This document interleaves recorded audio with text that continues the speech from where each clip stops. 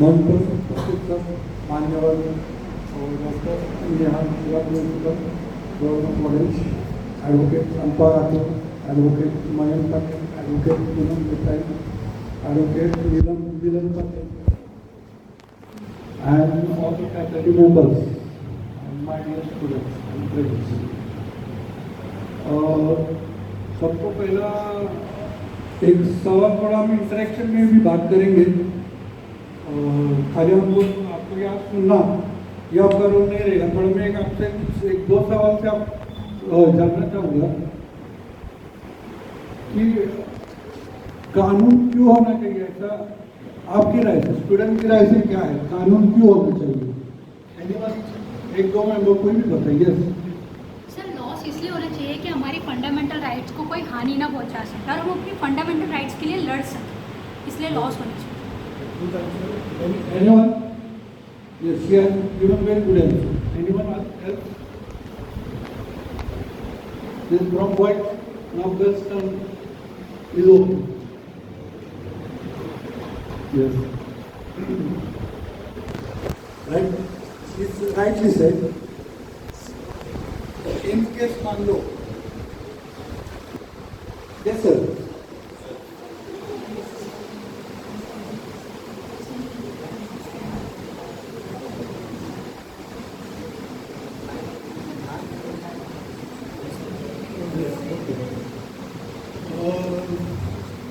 मान लो अगर कानून ही नहीं होगा तो क्या हो सकता है, उसके परिणाम, इसके कॉन्सिक्वेंसेस क्या हो सकते हैं? Yes, anyone? Yes sir, please. अगर कानून नहीं है तो अव्यवस्था बन जाती है। पर फॉर एग्जाम्पल किसी एक काम एक को अच्छा लग सकता है, दूसरों को बुरा लग सकता है, इसको कोई मतलब क्राइटेरिया नहीं रहता है। तो इसीलिए जैसे कि हमारे हिंदू धर्म में धर्मशास्त्र है और बाकी रिलीजियंस में बुक्स है, तो इसीलिए समाज को एक अच्छे रास्ते पे रखने के लिए कानून का बहुत बहुत ज़रूरत है। बिल्कुल बिल्कुल सही, सर ने सही कहा।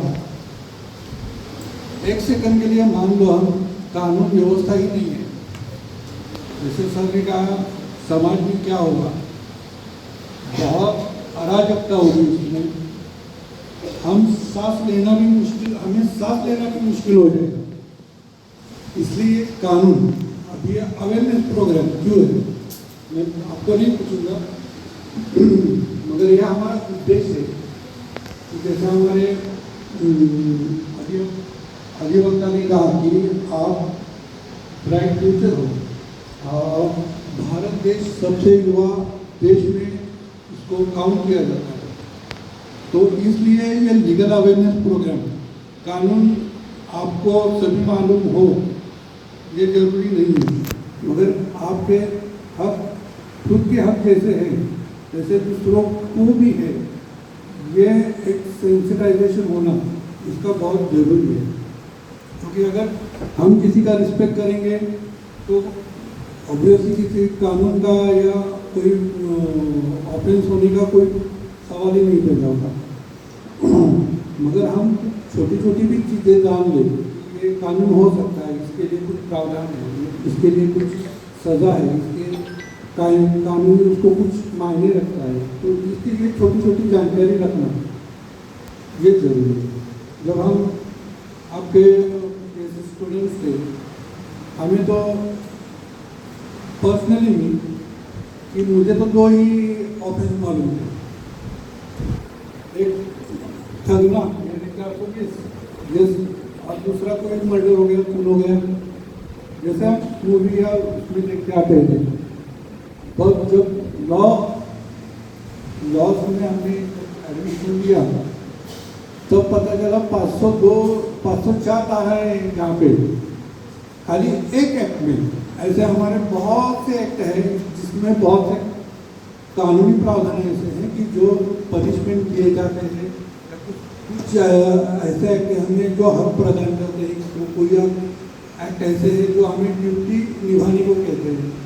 इवन हमारे जो सोर्स ऑफ लॉ कहाँ से आता है, ये एनीवन हमारे कानून का बेस कहाँ पे है? कानून का बेस बेसिकली ब्रिटिश लॉ में है sir. Yes, basically British law में है, और वो अभी औपनिवेशिकता को खत्म करने के लिए भारतीय न्याय संहिता लाया गया है। थोड़ा सा मैं इसमें ऐड करूँ सर? क्या? इसमें थोड़ा सा मैं ऐड कर लेता हूँ। ठीक है। सर ने करेक्ट कहा है थोड़ा सा, इसमें मैं थोड़ा सा एडिशन करना चाहता हूँ। कानून ब्रिटिश आने के बाद हुआ क्या, किसको लगता है? कानून ब्रिटिश लोग आने के बाद ही बना, ऐसे किसने लोगों को लगता है? नहीं, ऐसा कुछ भी नहीं है सर। ब्रिटिश के पहले भी कानून था। Yes yes, from the beginning ऐसा माना जाता है कि पूरी दुनिया में जब सिविलाइजेशन मतलब सिविल सोसाइटी नहीं थी, तब हमारे यहाँ कुछ लिटरेचर रचे गए थे, लिटरेचर लिखे गए थे, जैसे कि मान लो दंड Panini, even very popular and famous literature, और हम जिसे ये कहते हैं Garuda Purana. I think all might have heard about this. Yes. Yes, Garuda Purana, इसमें पापों के लिए कठोर दंड भी है। So it is the one of oldest literature. इसमें भले that is apart from की hell, heaven, स्वर्ग, नरक, जहाँ जो भी हो, but कानूनी सजा या सजा हो सकती है इस अपराध के लिए या इस पाप के लिए। ये कॉन्सेप्ट है हमारे before civilization in entire world, हमारे भारत देश में था। तो कानून हम पल पल में है, हमारे सेकंड में है, मिनट में है, घंटों में, सब है। जहाँ भी जाएंगे हम कानून, जैसे अभी आप यहाँ पे हैं कॉलेज में, आपके लिए इनडायरेक्टली कुछ कानून है, जैसे मैडम ने हमें बताया हमारे एंटी रैगिंग लॉज के बारे में। आप कॉलेज में एडमिशन किया, आपका पहला ये कर्तव्य है कि आप किसी के साथ रैगिंग मत करो। उन्होंने बहुत कॉम्प्रिहेंसिव मेहनत से रैगिंग क्या है वो बताया।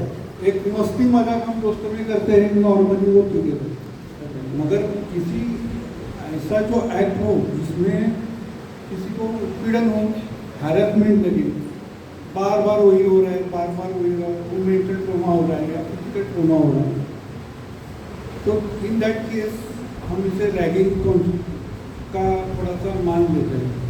तो यहाँ से शुरू आपने एडमिशन ले लिया, यहाँ से आपका कानून शुरू हो गया। तो ये लीगल अवेयरनेस प्रोग्राम का हमारा उद्देश्य यही है, क्योंकि आप हमारे भारत देश के ब्राइट फ्यूचर हो। आप आने वाले समय में एक रिस्पॉन्सिबल सिटीजन का एक रोल निभाना, आपको रोल निभाना है, जैसे आज हमें आज भी निभाना है और कल भी निभाना है। तो ये रिस्पॉन्सिबिलिटी जो है वो आपके अंदर भीतर और समय आप दूसरों लोगों को भी बताएं कि नहीं ऐसा नहीं, हम रिस्पॉन्सिबिलिटी करेंगे। मस्ती मजाक तो थोड़ा बहुत रहेगा, आई एग्री, बट सबको हमारा जो कानून का व्यवस्था है उसको आत्मसात करना चाहिए। इसलिए इससे यही होगा, एक अच्छा सिविल सोसाइटी, एक सिविक सेंस हमारे अंदर आ जाएगा, तो हम सब एक अच्छा सिटीजन बनेंगे, एक अच्छा स्टूडेंट बनेंगे, और हमारे जब फ्यूचर में आएंगे वो बच्चे भी अच्छे बनेंगे। वो भी बात है। हमारे एडवोकेट टुडू जैसे उन्होंने वुमेन्स राइट्स की बात वो उसके बारे में आपको बताया। One year I think mostly yes. तो अभी वुमेन्स के लिए बहुत अच्छे अच्छे कानून बने हैं। पहले जैसा कुछ ये नहीं रहा है कि तो खाली हम पेशेंट को सफ़र करके जाए। अभी वो दौर नहीं रहा है, वुमेन भी जान रही है। अगर उसमें कानून का जो भी है उसको प्रोटेक्शन वो भी दिया गया है। उसके साथ में ये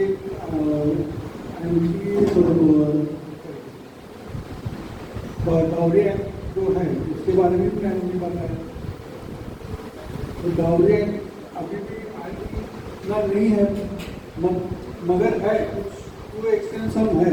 ऐसा नहीं है कि नहीं है, मगर हम एक अवेयरनेस हम आपके ग्रुप में लाएंगे, हमारे समाज में लाएंगे, जागरूक लेना बुरी बात है और कानूनी अपराध है, बुरी बात है, इसके अलावा कानूनी अपराध है।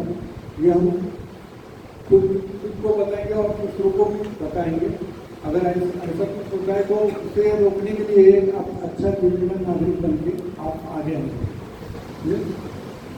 आई am very thankful to and all the faculty members to making this forum and to make this program very successful and awareness among you. Very thankful.